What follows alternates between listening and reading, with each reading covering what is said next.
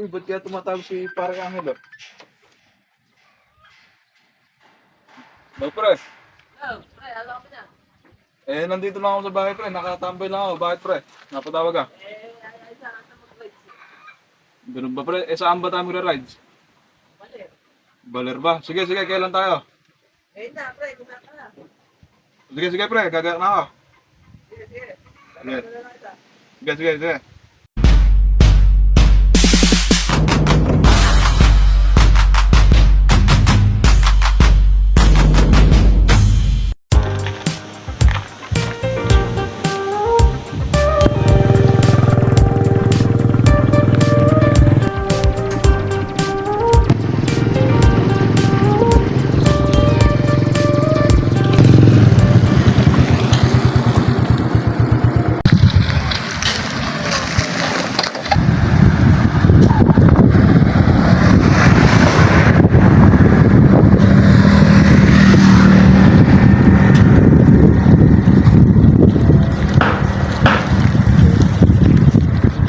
Kaya ayaw wonder ng motor ko.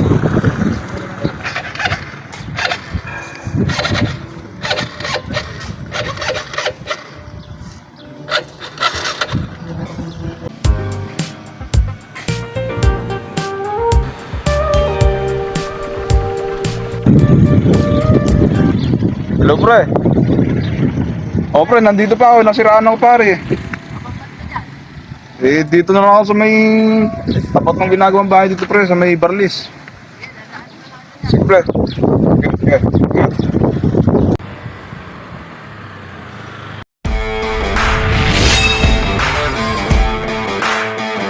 Parang kaya ko ba yung glow against? Pare, ano ba yung flow? Bakit? Ika, libilin na tayo para pagpapag ko sa...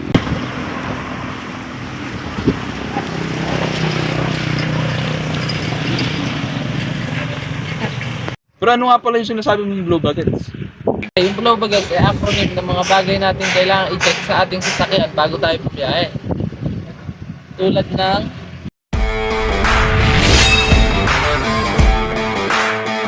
B stands for brakes.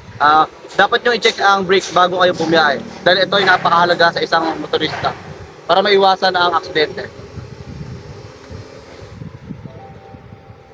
Ganito kung paano makita kung malakas ba ang preno o safe ka sa daan.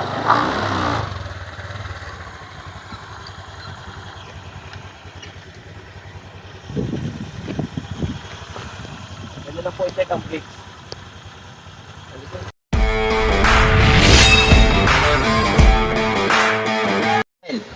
Stands for light.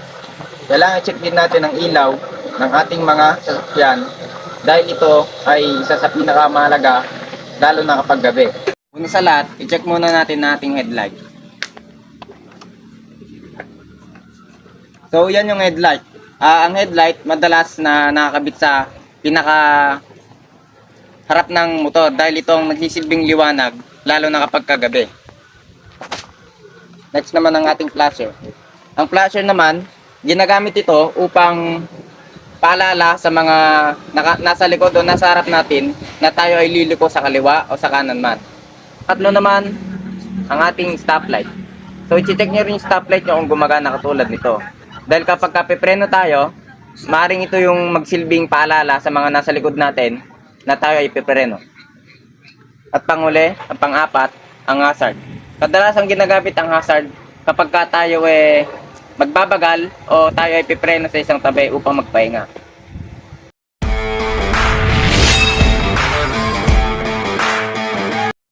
Letter O stands for oil or engine oil ng ating mga sasakyan.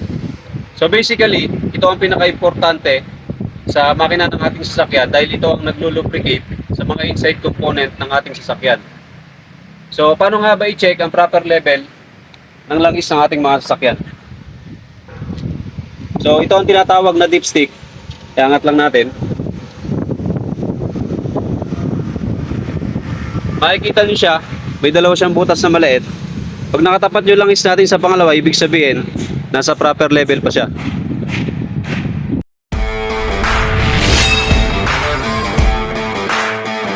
W stands for water or coolant ng ating mga sasakyan.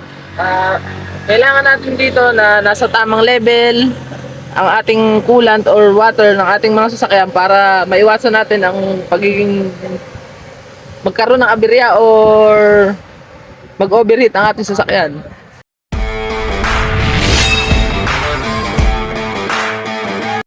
Battery.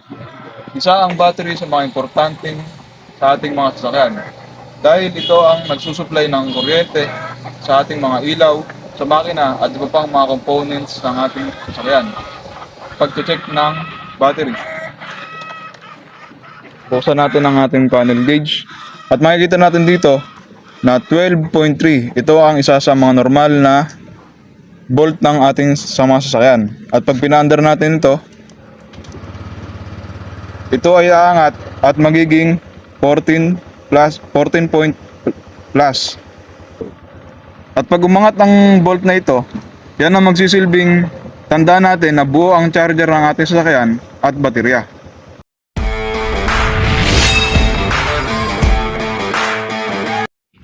A stands for air.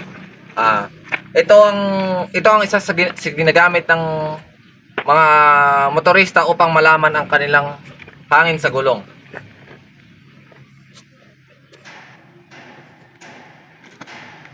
Ito ang tamang pressure ng hangin sa ating mga gulong upang maiwasan ang aksidente.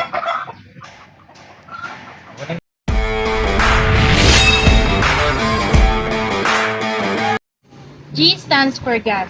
Dapat lang na bago tayo umalis ng ating mga tahanan para bumiyahe, ay i-check natin ang ating mga gasolina kung ito ay may karga pa ba o wala na. Tulad nito. Dito natin makikita kung ang ating sasakyan ay mayroon pa bang gasolina o wala. Tulad nito ay wala nang gasolina, kaya bago tayo bumiyahe ay marapat na ito ay kargahan na natin sa mga malapit na gasolinahan.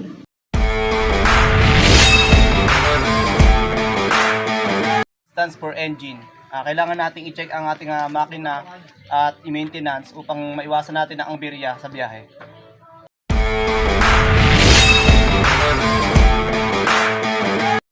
T stands for tire. Ang gulong ay isa sa mga kailangan natin i-check bago bumiyahe para wala na tayo ibang iniintindi.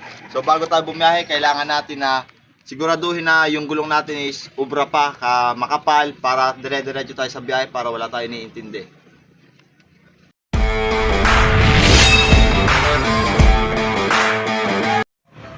S stands for self. Huwag bumiyahe kung ikaw ay inaantok or nakainom. Siyempre ako ang nagbabalit. So pre, ngayon, lagi ko nang gagawin ng global gates para hindi na ako magkaroon ng aberya bawat sa biyahe ito. Siyempre, sana nakatulong ako sa'yo. Okay, salamat.